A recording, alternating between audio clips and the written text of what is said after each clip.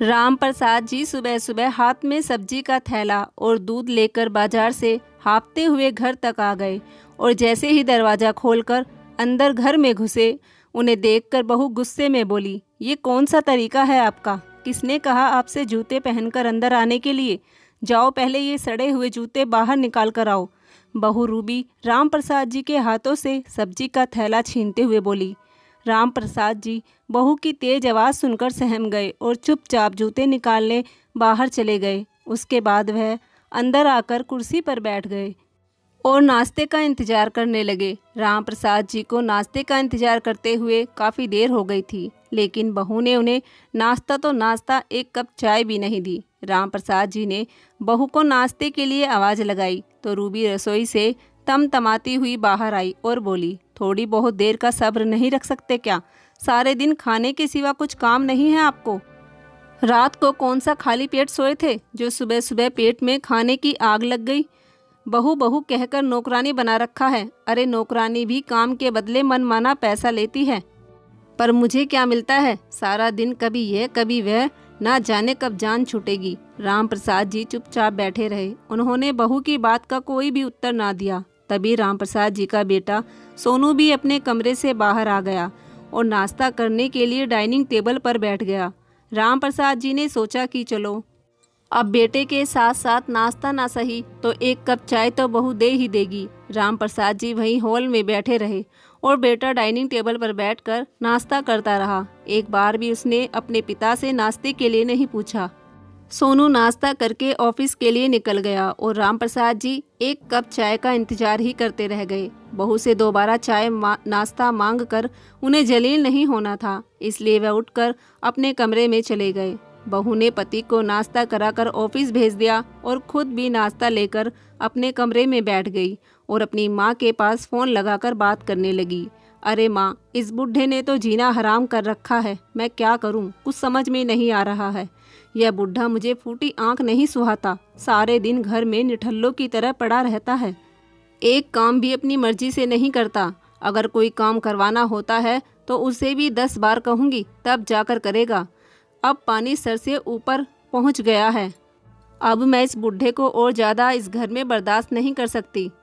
ये कहकर उसने गुस्से में फ़ोन काट दिया। राम प्रसाद जी को बहू की कही एक एक बात सुनाई दे रही थी। मन ही मन अपनी पत्नी को याद करते हुए सोचने लगे कि जब तक पत्नी का साथ था, जीवन में किसी भी तरह की कोई भी समस्या नहीं थी। उनकी पत्नी आशा जी उनका बहुत ध्यान रखती थी। समय से पहले ही वह राम प्रसाद जी को नाश्ता करा देती थी। वह बहू के भरोसे कभी भी नहीं बैठी रहती थी कि बहू ही उन्हें नाश्ता बना कर खिलाएगी, बल्कि घर के 10 काम वह बहू के उठने से पहले ही कर देती थी। पत्नी के जाने के बाद राम प्रसाद जी बहुत अकेले हो चुके थे। वह अपने आप को बहुत ही बेबस और लाचार महसूस कर रहे थे। अब तो एक कप चाय भी बिना मांगे नहीं मिलती थी और कभी कभी तो मांगने पर भी नहीं मिलती है। पत्नी के होते हुए उन्हें किसी भी चीज़ की कमी ना थी। उनका तो बेटा भी अपना नहीं था, उसे भी इतना नहीं कि कम से कम अपने पिता के पास बैठकर उसकी सुख दुख की तो बतला ले। बेटे की ज़िंदगी में तो बस अब पत्नी और बच्चे ही मायने रखते हैं। पिता के सुख और दुख से उसे कोई मतलब नहीं। जब बेटे को ही पिता की चिंता नहीं तो बहू को ही क्या कहे। यह सारी बातें सोचकर राम प्रसाद जी की आंखों के कोर गीले हो गए। आशा, तुम्हारे बिना जीने को बिल्कुल भी मन नहीं करता। काश मैं भी तुम्हारे साथ ही चला जाता। कहते कहते उनकी आंखों से आंसुओं की धारा बहने लगी। रोते रोते कब उनकी आंख लग गई उन्हें पता ही न चला। जब से उनकी पत्नी गई थी तब से उनकी ज़िंदगी में यही सब चल रहा था। राम प्रसाद जी बहू की आंखों में हर समय खटकते रहते थे। एक दिन राम प्रसाद जी अपने कमरे में आराम कर रहे थे। बहू दनाती हुई आई और बोली, अरे काम धाम तो आपको कुछ है नहीं, सिर्फ चारपाई तोड़ने और मुफ्त की रोटियां तोड़ने के अलावा एक काम भी अपनी मर्जी से नहीं कर सकते। बहू राम प्रसाद जी पर चिल्ला रही थी। राम प्रसाद जी बोले, बहू ये तुम मुझे कैसे ताने मारती रहती हो? मैं दिन भर निठल्लों की तरह कहाँ पड़ा रहता हूँ इस घर में। सुबह बच्चों को स्कूल छोड़कर आता हूँ, उन्हें लेकर भी आता हूँ। घर का राशन सब्जी यह भी बाजार से मैं ही लेकर आता हूँ और घर के छोटे मोटे काम भी तुम मुझे बताती रहती हो। बहू गुस्से में बोली, 2-4 घर के काम कर देते हो तो कौन सा पहाड़ तोड़ देते हो आप? जो इतना लेक्चर दे रहे हो। बहू राम प्रसाद जी से लड़ने के लिए पूरी तरह तैयार थी, लेकिन राम प्रसाद जी घर में कलह नहीं चाहते थे, इसलिए चुपचाप अपने काम में लग गए। एक तो बुढ़ापे का शरीर, उसमें खाना पीना भी ढंग का नहीं मिलता था।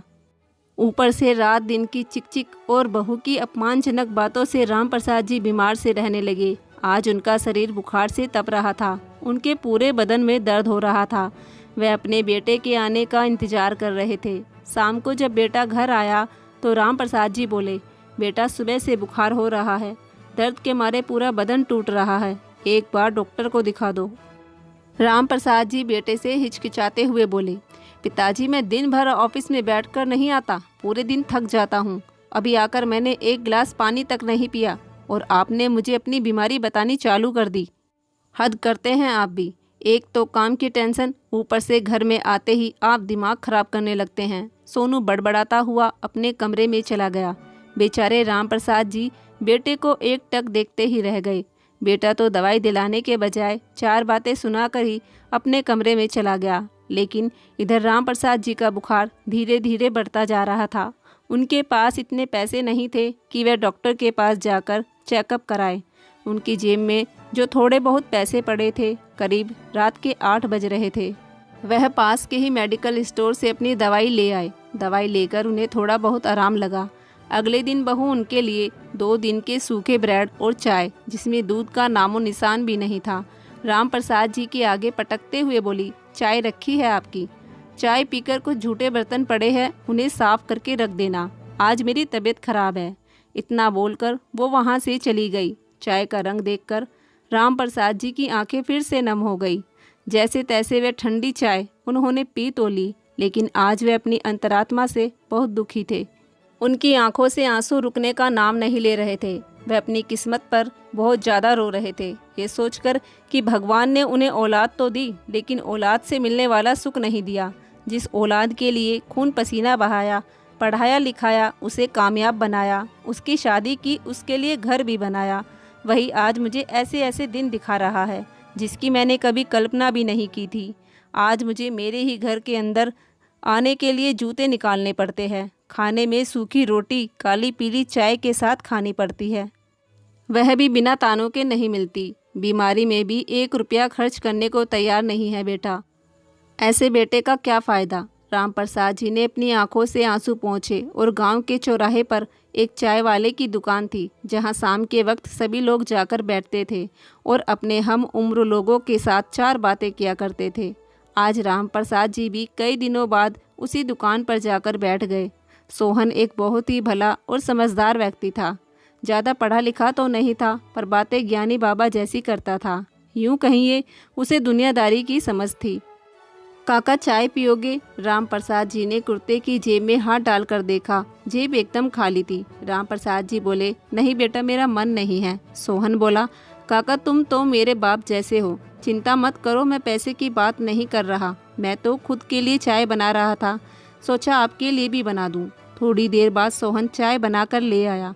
ये लो काका, चाय पी लो।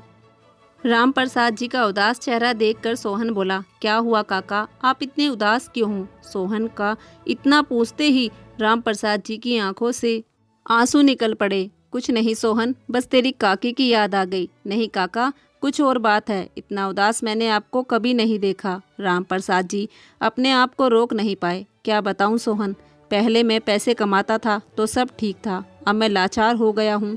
अब यह शरीर भी मेरा साथ नहीं देता। दिन पर दिन बेटे और बहू का रवैया खराब होता जा रहा है। मेरे प्रति उनके अंदर मान सम्मान और प्यार कुछ भी नहीं बचा है।